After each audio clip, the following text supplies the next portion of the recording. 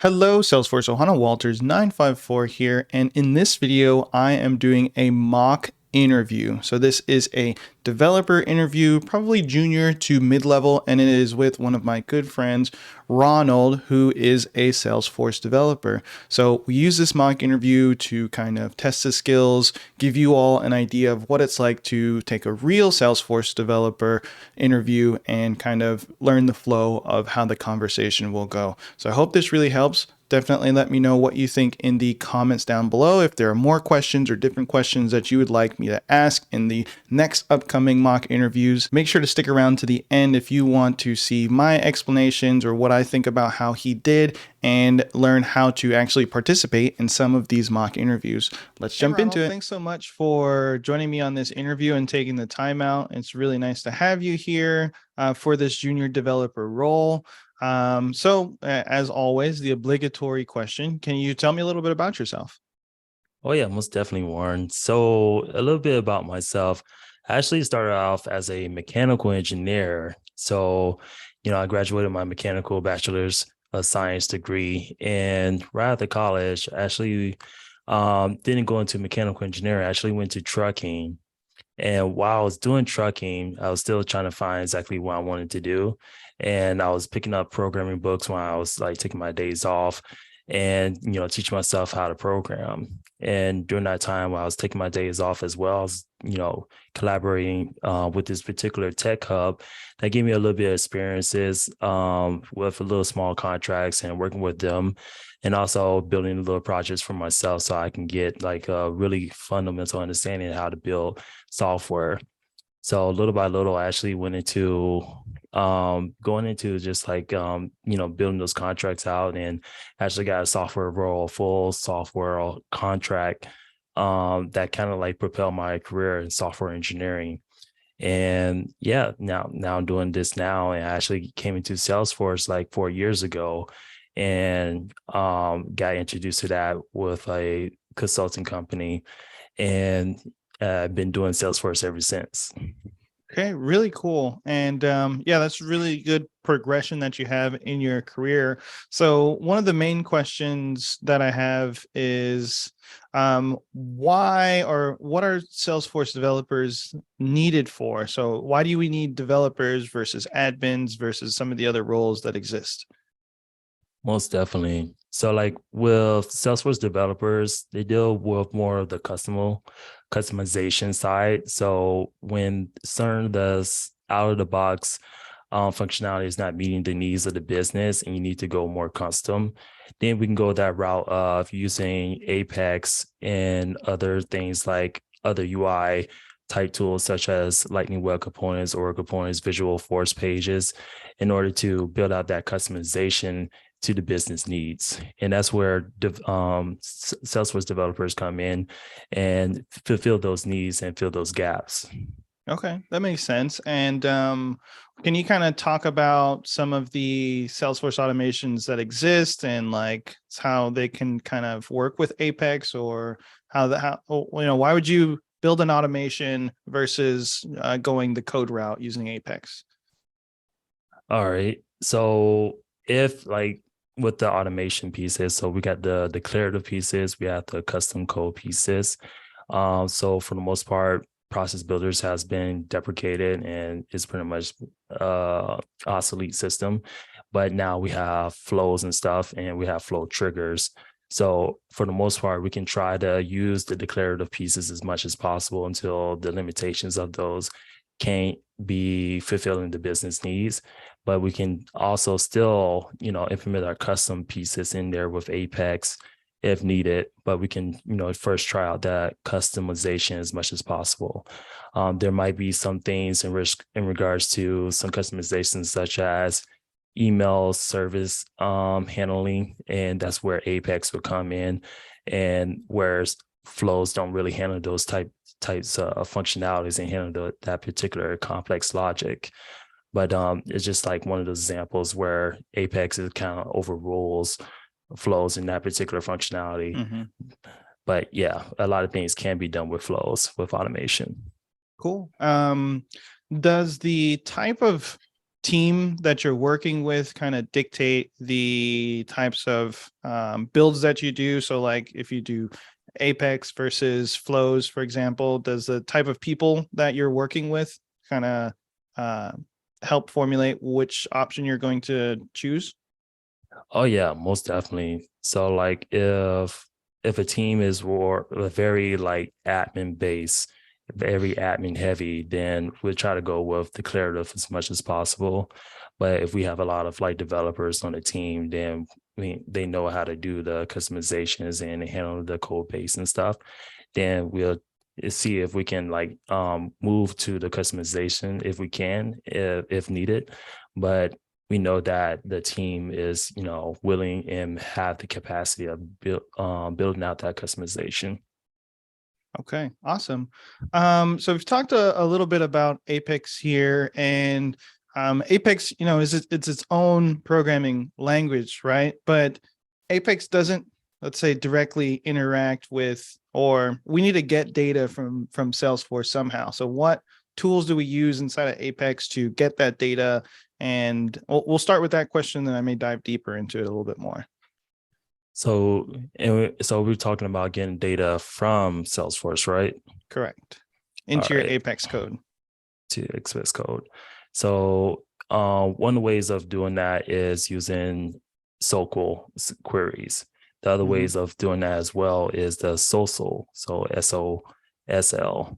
And so like those are like just two different types of way to retrieve data into our Apex so we can manipulate it. Social is more of like textual type base and it goes across multiple objects, where SOQL is more of like very specific and goes to a particular object and can get very granular with other conditions. Yeah, they're tongue twisters, right? Oh yeah. So do you use SOQL versus SOSL more than the others in your previous roles, or in your day-to-day Apex development? Yeah, I would say I definitely use SOQL more than SQL for sure. Mhm. Awesome.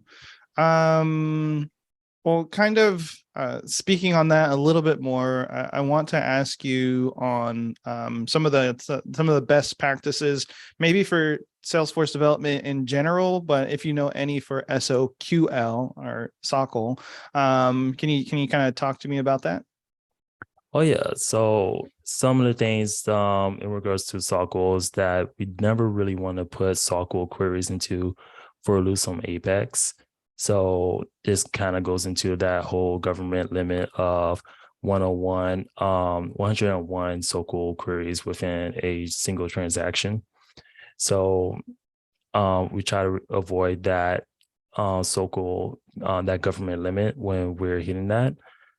There's also some other things as well, some best practices such as not using is not null, and we're Hmm. getting more granular with like the conditioning with the where statements, and we want to use like very specifically like granular conditions rather than not null in our conditions.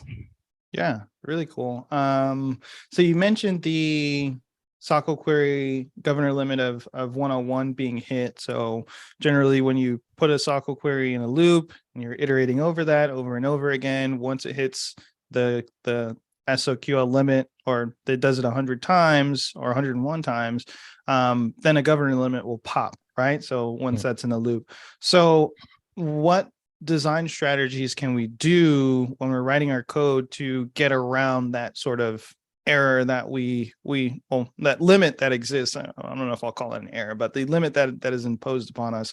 So what can we do if we see a for loop with a SOQL statement inside of it? How do we write that code to be better?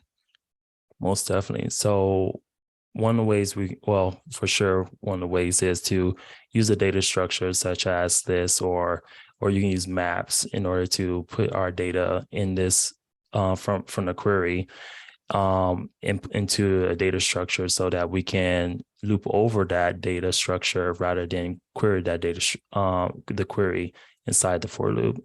So we use lists or a map or a data structure that can hold that data so that we can manipulate it and read through that data in a for loop. Yeah, that sounds great. Really just, like you mentioned, bringing the data up, and then after you've done that big selection at the top, you can loop through all of your information afterwards. So that's really great. The other kind of best practice I want to hit on as well is maybe on triggers. So I'm going to start out very broad. What are some like trigger best practices that you know of? Most definitely. So one of the things that we try to avoid with triggers is adding like that logic to the trigger. So if we're doing like any SQL queries or something like that, we kind of want to avoid that. And we just want to look at the context in which we want to call a particular handler class that will handle that logic and take that logic outside the trigger. So we handle all of the context in regards to the before, after, before delete and before update and after update and so on in the actual trigger. And then we'll call a handler class that will handle the logic for those particular contexts and manipulate that data in the handler class, which is just another Apex class that will essentially manipulate that data based off of the trigger context. Yeah, very cool. And definitely a pattern that I have used before in a lot of my development. So that was kind of, a big chunk of trigger best practices in there as well. Is there any, I guess, other trigger best practices that you would also hit on, maybe, related to the amount of triggers that you have or how you Mm. structure your triggers? Oh yeah, most definitely. So one of the things that we try to make sure that we have is only one trigger per object. Mm-hmm. Um, that's definitely number one for sure. Because you never really want to have multiple triggers, and we can get into this whole realms of conflicting triggers firing between each other, and in this continuous like recursion. Yeah, for Um, sure. so yeah, that's definitely number one. I can't think of any other ones on top of my head right now. Yeah, I think you hit on a bunch of really good points there. The only other one that I may call out, and as you're learning, as you're going through stuff, you can pick up on it, but is to make sure to bulkify some of your Mm, trigger data that you're getting through. So you never really want to run your trigger with the idea of one single record is being processed, but to group the records together so that you can process over them in batches in a batch fashion. exactly. Um, but cool. Very, very good so far. And kind of want to switch gears at least to some more design element type things. So there are many different ways of designing, let's say, front end elements, custom elements for Salesforce ecosystem. Can you kind of, I guess, tell me about some of the different ways that you've created components or different elements for custom UI on Salesforce? Let's see. Yeah, let me think about this one because it's definitely quite a few. So one of them, let's see, it was a LWC. Mm-hmm. I'm trying to think in regards to the reason, the business use behind this reason.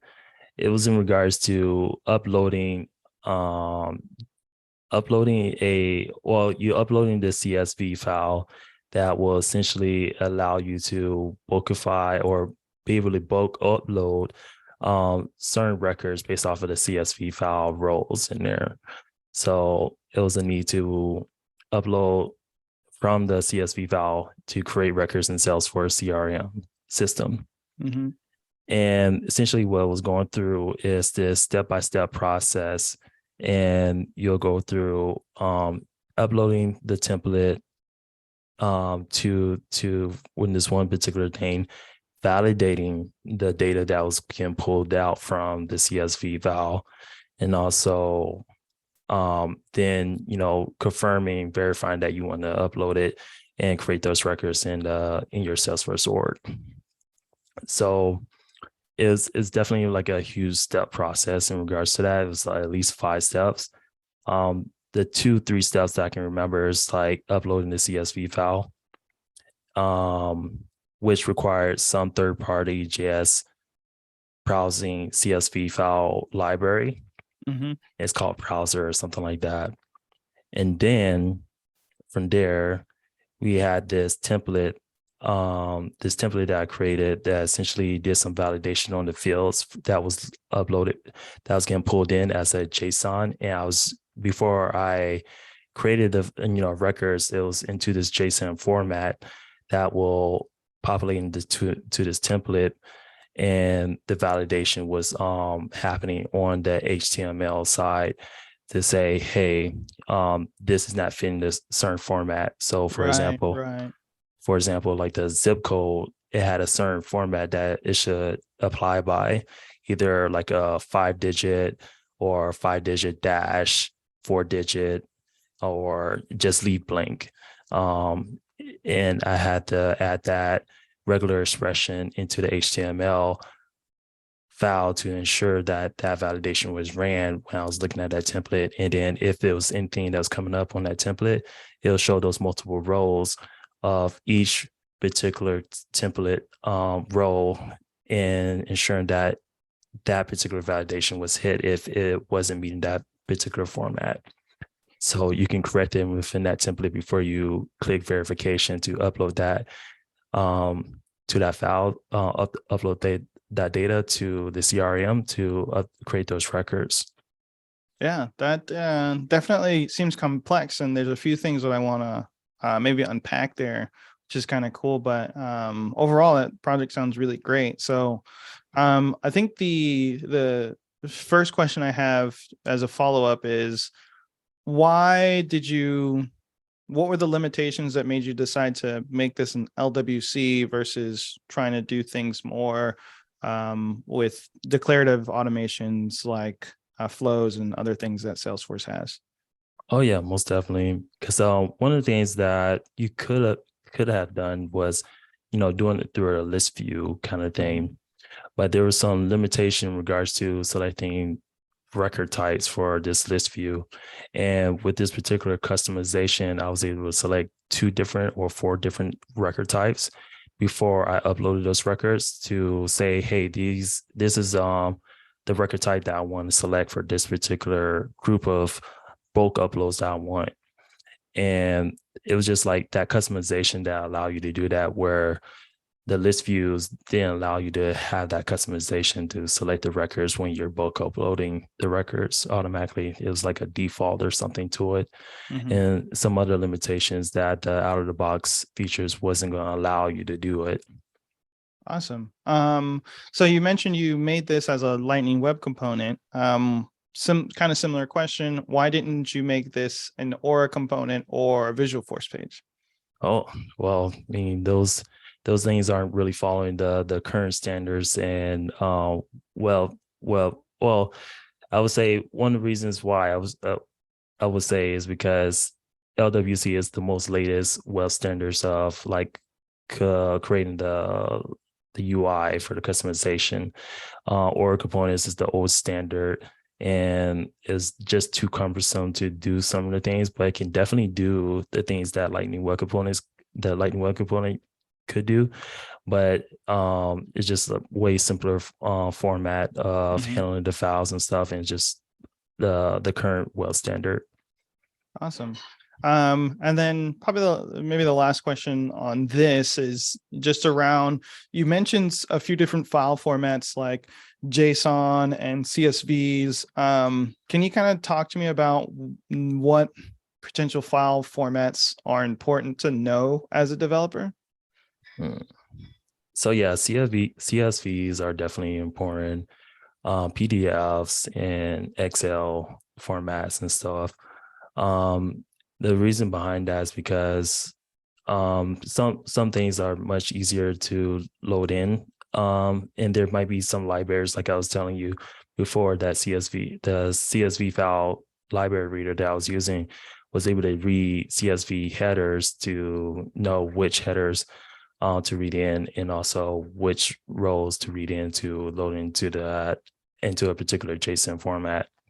So yeah, it was like, using the current libraries that I didn't have to write myself, but using the current tools that someone else wrote that allowed me to utilize and put the things that I need to do to connect the dots and fulfill that functionality and fill that business need.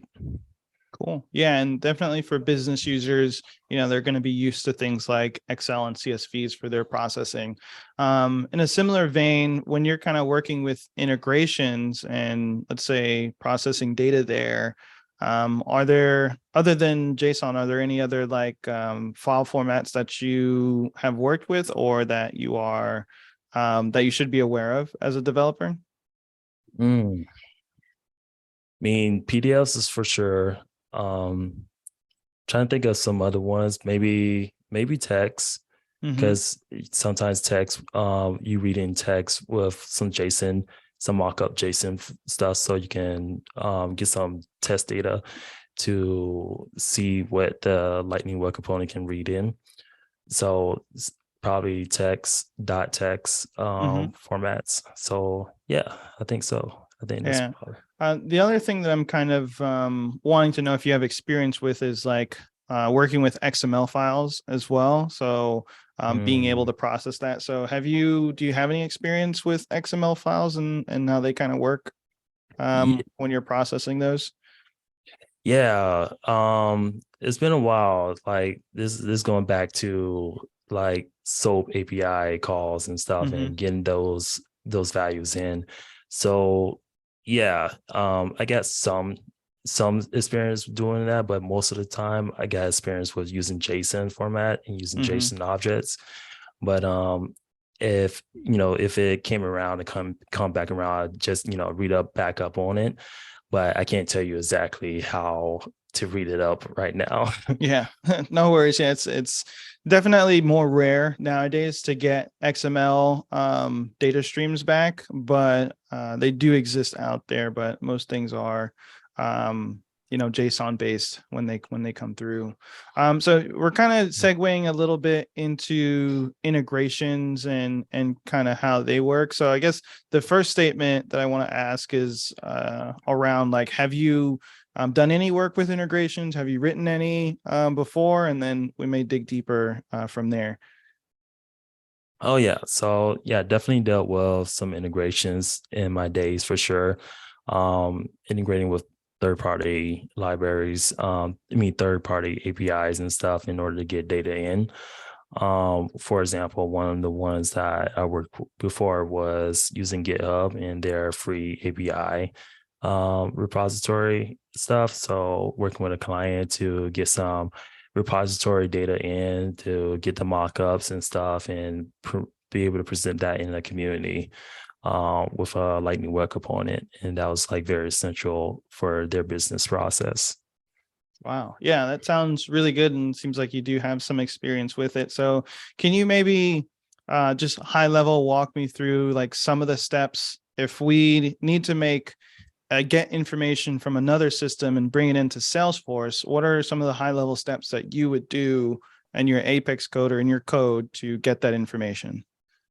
Most definitely. So when I did this particular functionality, I had to use a Lightning Web Component. Mm-hmm. So the Lightning Web Component was to get all that information, the URL, and some additional other information like username and so on.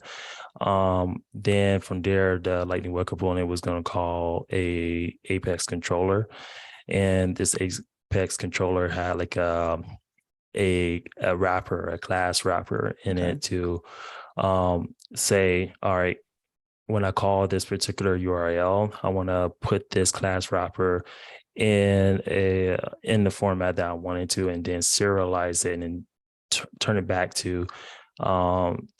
into the system so I can turn this into like a record. So Mm-hmm. turn that JSON object, that wrapper class into a record object that I can create into the Salesforce system. And then from there, it just creates that record. And then another LWC that will read when they go to a certain page for that detailed record, to pull out the mockup and some additional information that was pulled in from that API that was previously called. Very cool. So to kind of dig into this a little bit more, did you guys have any like error handling, or what happened if maybe you reached out to the other system and it didn't work? So what was your process there? So yeah, in the Apex controller, so there was like this particular error or exception, and if like the call didn't go through, then it would throw this error or errors. Sorry, or throw exception. Yeah, definitely a Yeah, tongue twister there as yeah, well. We've got I two know. of them. So yeah, you call it back to the LWC, and then it will just throw a toast that I set up to catch that error when I was doing that call out with the controller. And it'll just toast saying in red letters with white text saying, "Hey, something happened with this call out." Mhm. Very cool. So yeah, definitely winding down a little bit here. I'm just curious, what IDE do you like to use? Are you in the developer console or something else?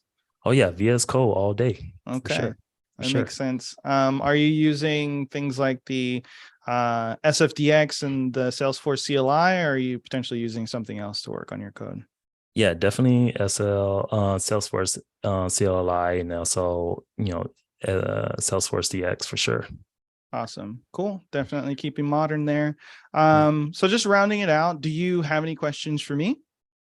Yes. So what would be like working at your company, and like what's the day-to-day basis of working at company XYZ? Yeah, so this is a really great question, and from our side, it's pretty dynamic for a Salesforce developer, right? So you'll come in and you'll have a breadth of tickets either assigned to you or being in the pool of work that we can get done. We do work in an agile model. So depending on where we're at in our sprint, you'll be either picking up new tickets or working on tickets, and that can be a plethora of things, right? The tickets are well groomed and well maintained and ready to go, but sometimes you will need to work with your team to get it figured out, or even check with like the product team to make sure that what we think should have been built is actually what needs to get built as we go through. But day to day, you're gonna wake up, do your Scrum meeting. So that's the first meeting in the day. We kind of talk about what we've previously done, what we're currently working on. Throughout the day, you'll have a bulk of time to get to coding and set up meetings with your team to help solve any problems. And then throughout the later half of the day, I personally like to do some code reviews. So look at other people's codes and figure you kind of see how everything's going and either approve it, work with them on making sure our code standards are pretty good. And then you'll round out the day, maybe in another meeting with the product team to help start getting ready for the next set of tasks that we're going to be getting done. So overall, very dynamic, very fluid, but you can expect most of your day is going to be spent coding, which I hope you're interested in. Oh yes, yes. That definitely sounds like something I'm doing now, and definitely something I be very interested in the future as well. The other question I had is, what's your ideal candidate for this particular role that you're asking for at XYZ company? Yeah, so that's also a really great question. The ideal person, coming in at this level is somebody who is kind of hungry and wants to learn a lot.